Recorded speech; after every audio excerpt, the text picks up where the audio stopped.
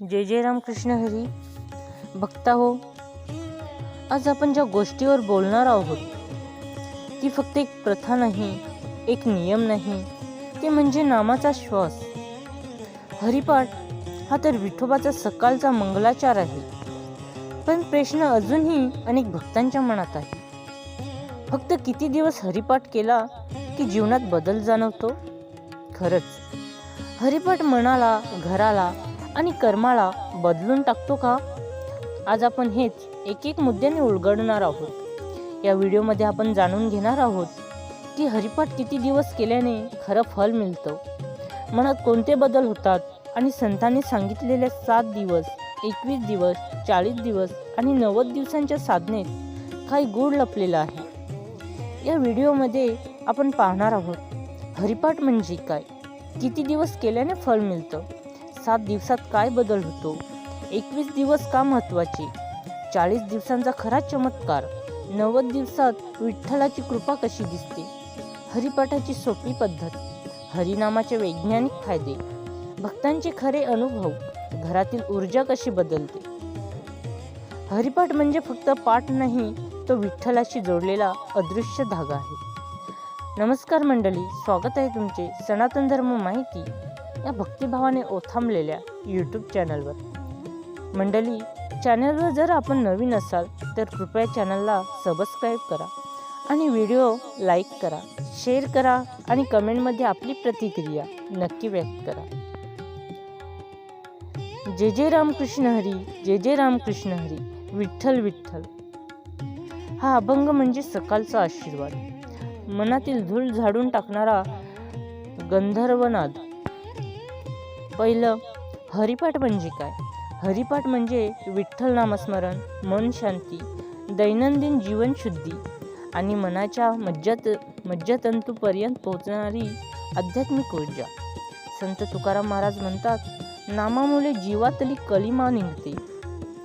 नामामुळे जीवातली कालिमा निघते. किती दिवस हरिपाठ केल्याने फळ मिळतं, खरा योग काल. येथे रहस्य उलगडते. 7 दिवस मन शांत होऊ लागतं. पहिल्या 7 दिवसात मन चंचलतेतून स्थिरतेकडे, विचारांतील गर्दी कमी, राग चिडचिड कमी, झोप सुधारण्यास सुरुवात. या टप्प्यात अनेक भक्त म्हणतात, मनातला आवाज शांत झाला. 21 दिवस सवय जडते.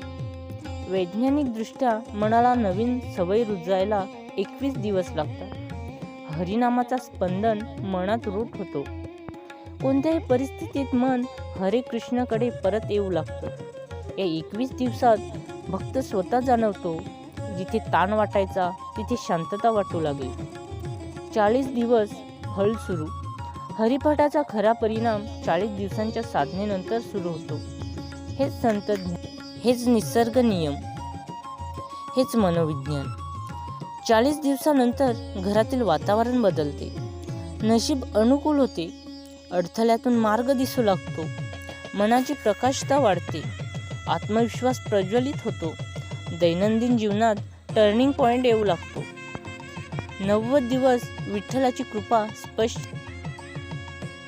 संत म्हणतात, साधनेला 100 दिवस दिले तर प्रभाव आयुष्यभर टिकतो.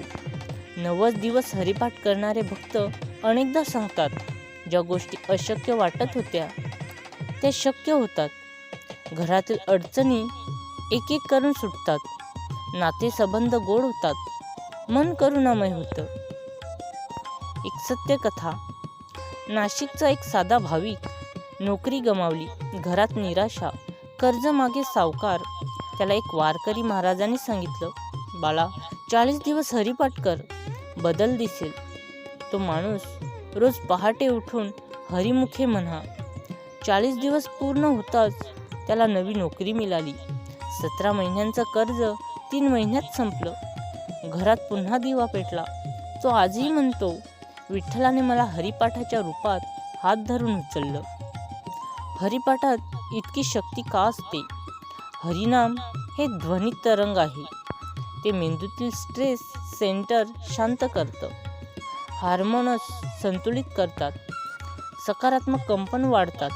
घरातील वातावरण पवित्र होतं. मन आणि नशीब यांचा सूर जुळत जातो. हरिनाम म्हणजे अदृश्य हात ज्याने आयुष्य ढकलून पुढे नेतं. सकाळी का करायचा? सकाळचा हरिपाठ म्हणजे मन शांत, वातावरण निर्मळ, मन शरीराची ऊर्जा सर्वात शक्तिशाली, विठ्ठलाच्या नामाची ग्रहण क्षमता जास्त. संत म्हणतात, पहाटेच्या वेळीस देवाच्या दारातून कृपा वाहत असते. हरिपाठ कसा करावा? सोपी पद्धत.